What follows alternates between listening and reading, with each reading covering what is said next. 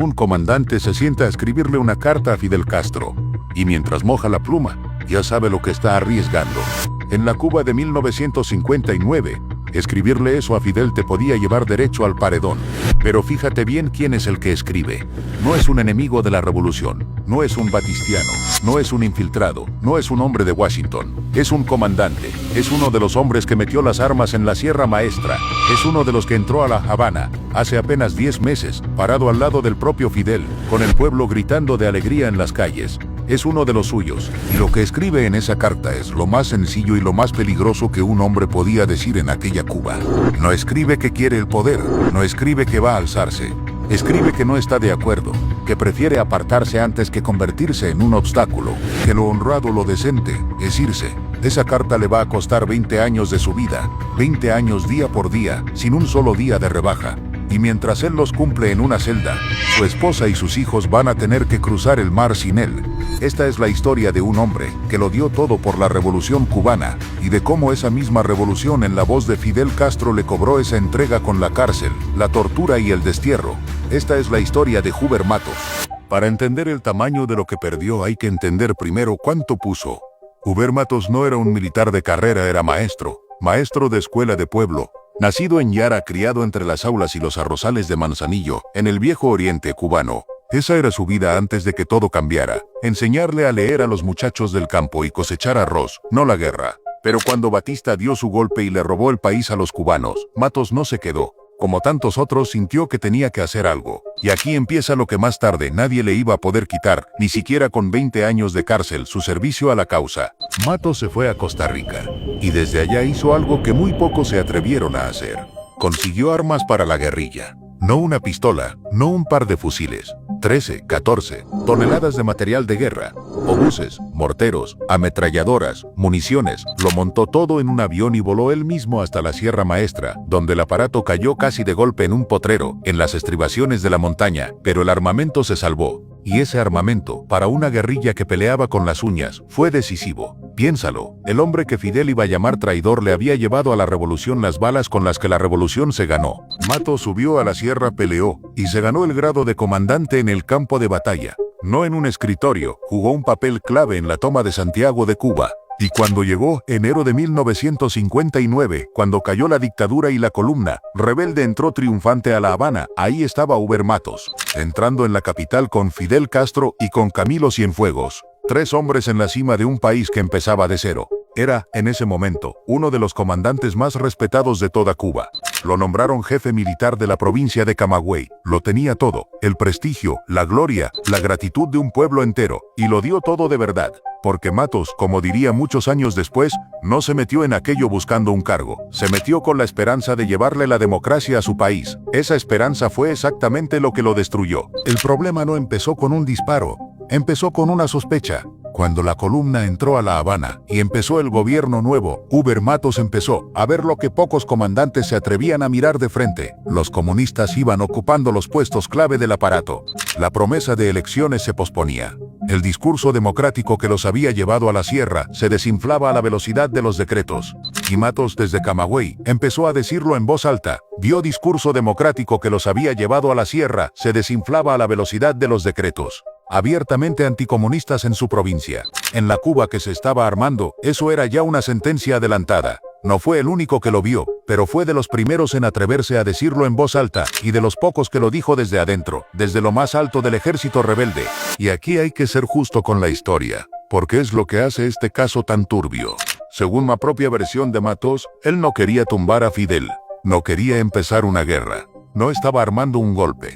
Lo que quería era irse, renunciar, apartarse con dignidad de un proyecto en el que ya no creía. Por eso escribió la carta, la de octubre de 1959, la que dice que prefiere irse antes que estorbar, la que cualquier hombre en una democracia tendría todo el derecho de escribir. Pero Cuba ya no era una democracia, y Fidel Castro no la leyó como una renuncia, la leyó como una traición. Y aquí conviene recordar que Matos no era el primero que estorbaba. Pocos meses antes, en julio, el presidente Manuel Urrutia había sido forzado a renunciar por el propio Fidel, y lo reemplazaron por alguien más radical. Matos había visto cómo se sacaba de en medio a la gente que no se alineaba, sabía a lo que se exponía, y aún así firmó. Lo que pasó después fue veloz y fue brutal. Fidel no aceptó la renuncia y la convirtió en un caso de Estado. Mandó a un hombre del movimiento 26 de julio a salir en la televisión nacional a acusar a Matos de traidor delante de toda Cuba. Y después mandó a arrestarlo. ¿Y sabes a quién mandó a arrestarlo? A Camilo Cienfuegos, a uno de los 3 hombres que habían entrado juntos a La Habana. El régimen mandó a un compañero de armas a ponerle las esposas al otro. Y aquí está el detalle que desmonta toda la versión oficial sin necesidad de gritar.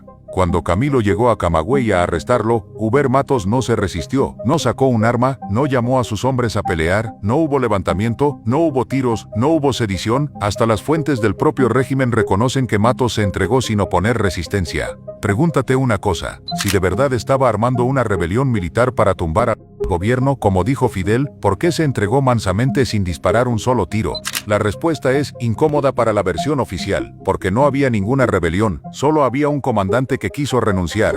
Si esta historia te está mostrando una Cuba que quizás no te contaron completa, suscríbete a Expediente Cero. Aquí abrimos los casos que todavía duelen y este apenas empieza a doler. Porque una semana después del arresto de Matos, pasó algo que Cuba nunca ha terminado de explicar. Camilo Cienfuegos, el hombre que lo había ido a arrestar, regresaba de Camagüey en una avioneta. Y esa avioneta desapareció, para siempre.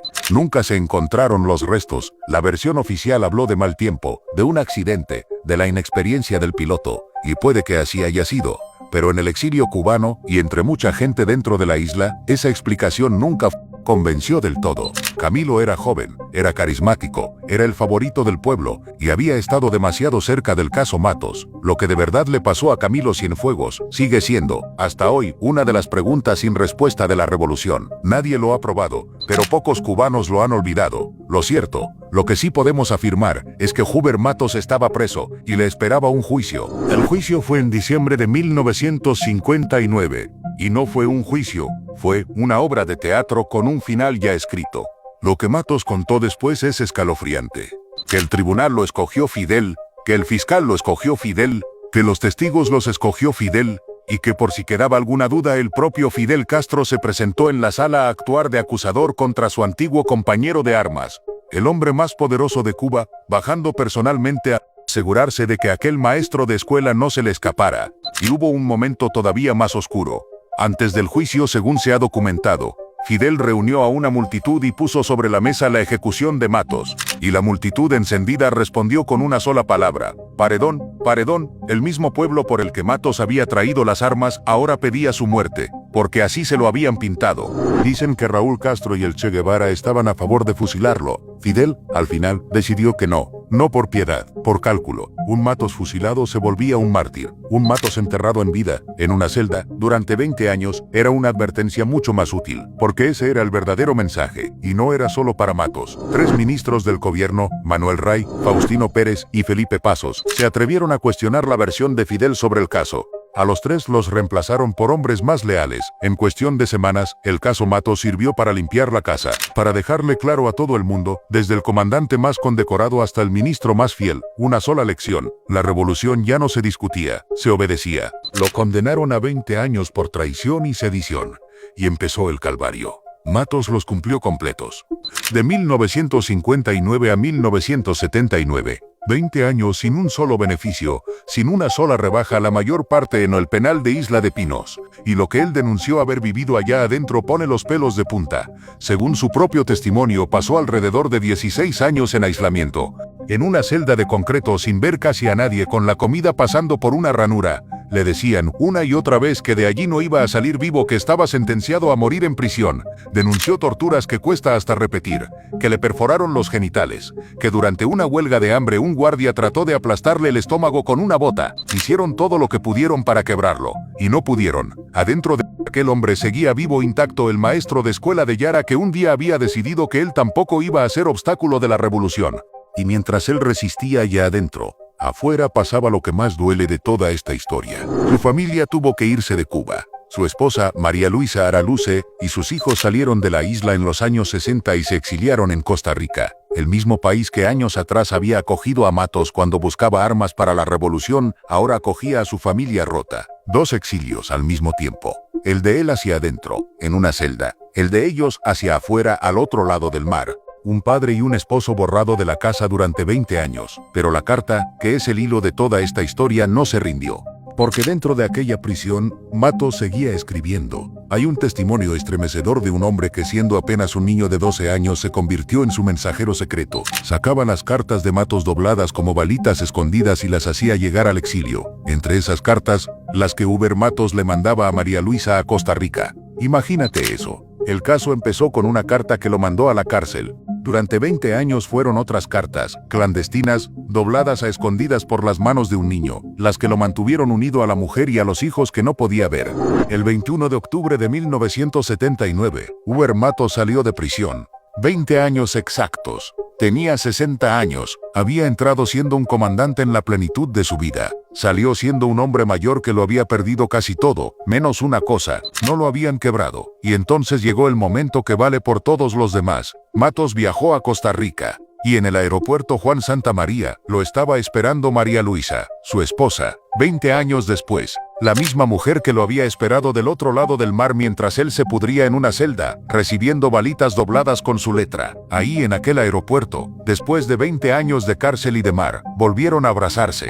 Matos no se cayó el resto de su vida, se instaló en Miami, fundó el movimiento Cuba Independiente y Democrática, y siguió peleando por la libertad de la isla hasta el último día. Murió en Miami en 2014, a los 95 años. Pidió que lo desconectaran del respirador para poder despedirse de María Luisa, de sus hijos y de sus nietos. Sus últimas palabras fueron: la lucha continúa, viva Cuba libre. Pidió una sola cosa para después de muerto: descansar en Costa Rica, en esa tierra prestada que tanto lo había protegido, hasta que Cuba fuera libre, y de ahí solo entonces volver a hallar a su pueblo, a reunirse con su madre y con su padre. Murió esperando. Murió sin ver libre a la Cuba por la que lo había dado todo.